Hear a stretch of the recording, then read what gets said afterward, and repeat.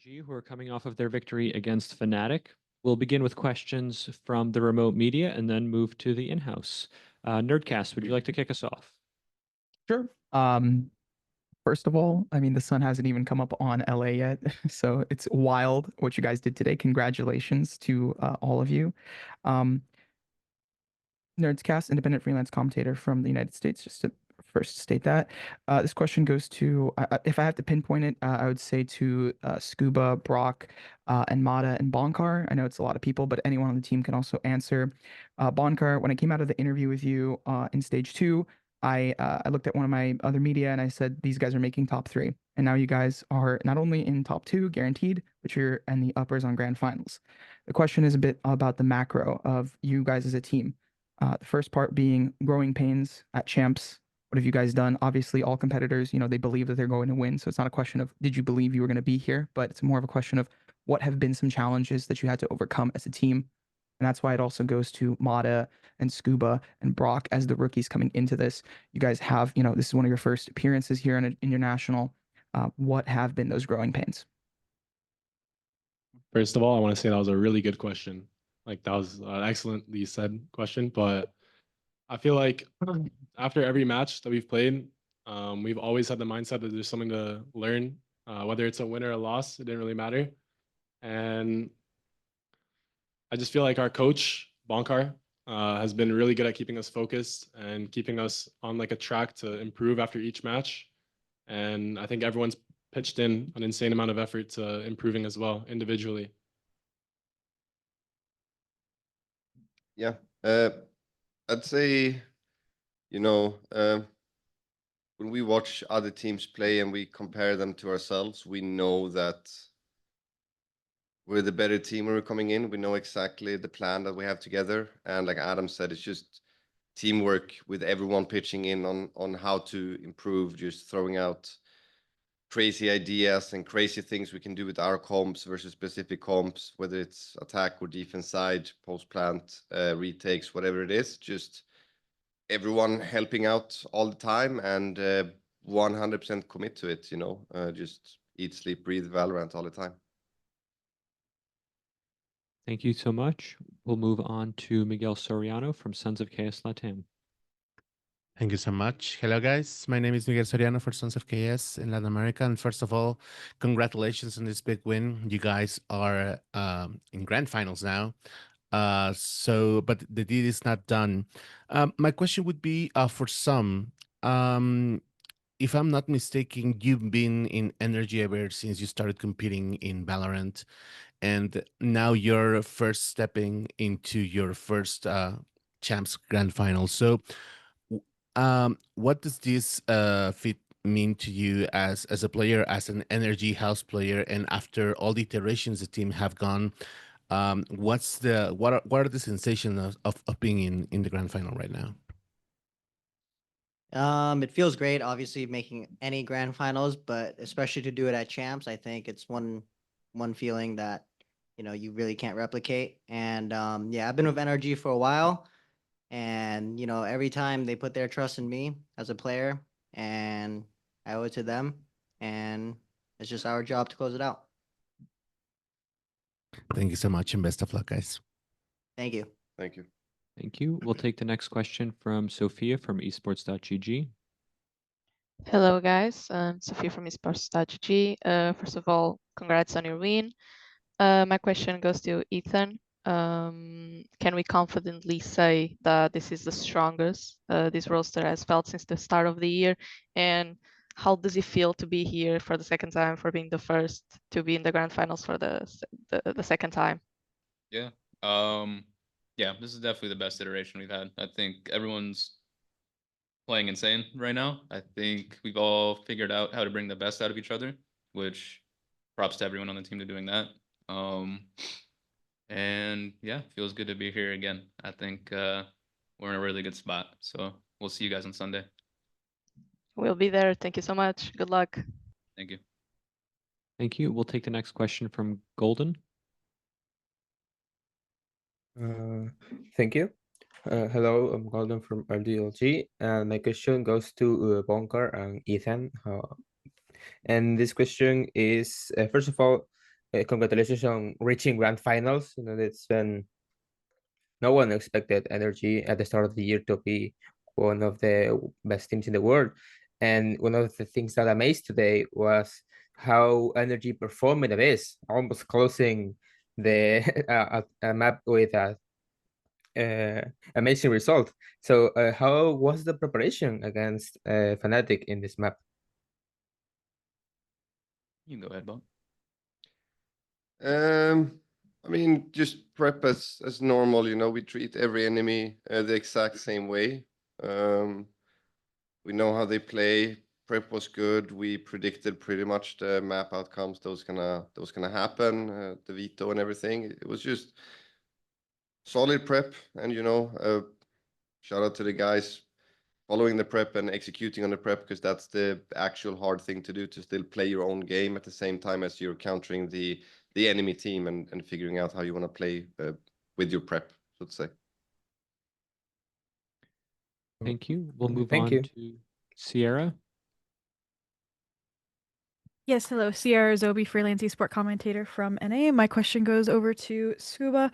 Obviously, I got to chat with you a little bit right after you qualified for champs, and out of all of the teams attending, you said you wanted to go up against Fnatic, and you got to have that opportunity now to punch your ticket to grand finals. So I just wanted to ask, how was the experience? Did it live up to your expectations, or would you want a rematch against them in the grand finals over DRX or PRX? I can't say I do want a rematch against them, but I think it will be them in the grand finals, if I'm being honest. And how it felt when we first came out and we were warming up, Sam said, the crowd's not on our size, guys. Like, this should piss you off. And it really did piss me off. So I'm going to give that to the main reason how I played so well in Abyss. And yeah, just it was a great feeling. Perfect. Yeah, congratulations. It was a standout performance, and good luck in grand finals. Thank you. Thank you. We'll go to Adi Adian from VLR.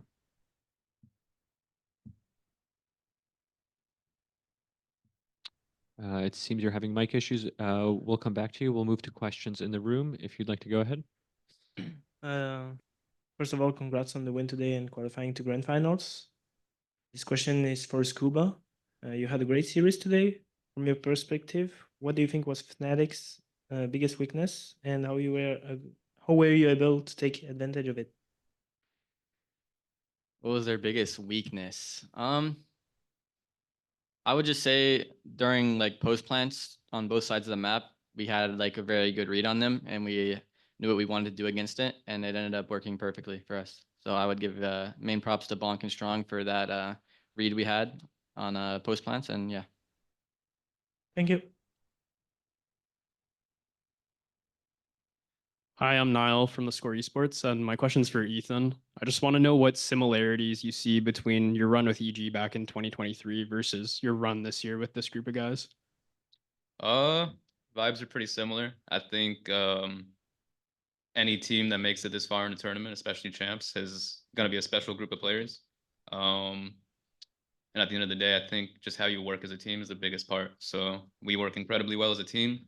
Us five, coaches, staff, everybody. It's like a family. So that's usually what brings you this far. Thank you.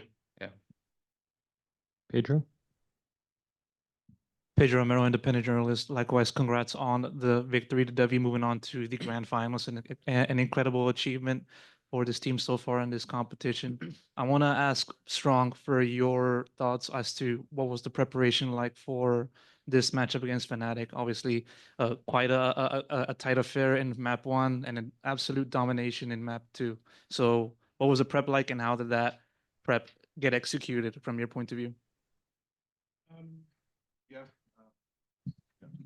Yeah. I guess the thing I'd say about it is we were pretty confident that they were going to pick Ascent. It's been a very important map for them the entire time. Obviously, they play an extremely unusual comp, so we had to call in favors basically to make sure that we could scrim against that before we actually got to the match, and we actually did that. And I think, I'll be honest, if we didn't scrim against that the last couple of days, we probably don't win that match, right? Because it's such an unusual comp. It's one of those things where it seems straightforward, but it works. There's a lot of like little intricacies, a lot of weird ways it works that you wouldn't expect naturally. So that was super important for us. Like we anticipated a pick on that, and almost certainly it was going to be between that and Bind realistically.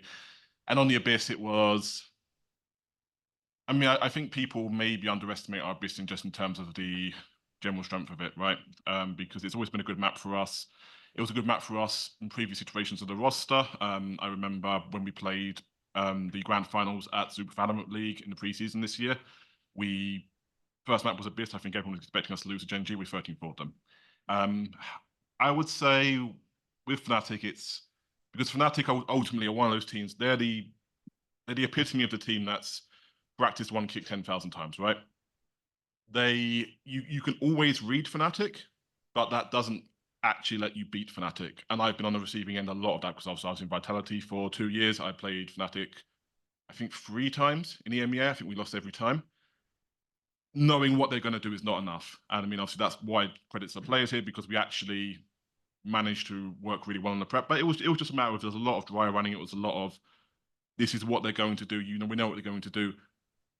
How are we going to react to it? How are we going to? It was a lot of that basically. They were harder teams to prep, I think, than most teams because of that. Even though you can kind of read a lot of what they were doing. So yeah, it was not easy to prep them. But as you can see, obviously the results went great, and we got the win, so we can't complain. A quick follow-up to the rest of the entire team, given how map 2 ended up with a resounding victory. Did you guys even expect for that map to play out as it did? Open-ended to anyone that would like to answer. Which map? Map 2. Map 2? Yeah, honestly, when I found out they picked defense, yeah, I expected it to go that way.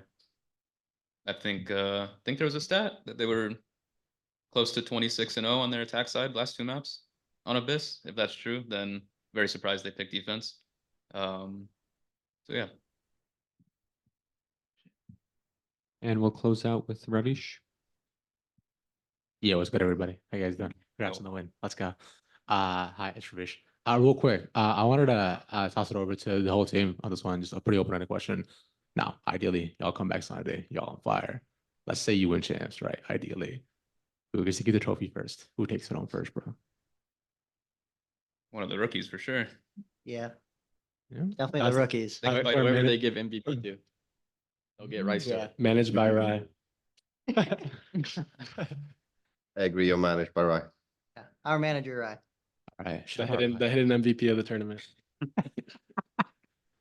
shout out, right? Hopefully, it doesn't get steer out of it. That'd be kind of crazy. And also follow up as well. Sam, have you paid off Shanks yet? To not root for you guys yet, or not, bro? Honestly, I don't even know if he's watching. I know he's here, but I don't even know if he has a booth. But honestly, he's been like off stream supporting me, so it's been working. So whatever works. All right, as long as it works. Cheers, guys. GG's. Thanks. Thank you. Thank you. NRG, thank you so much for taking the time to speak with us today. This will conclude the press conference. Thank you. Thank you. So much.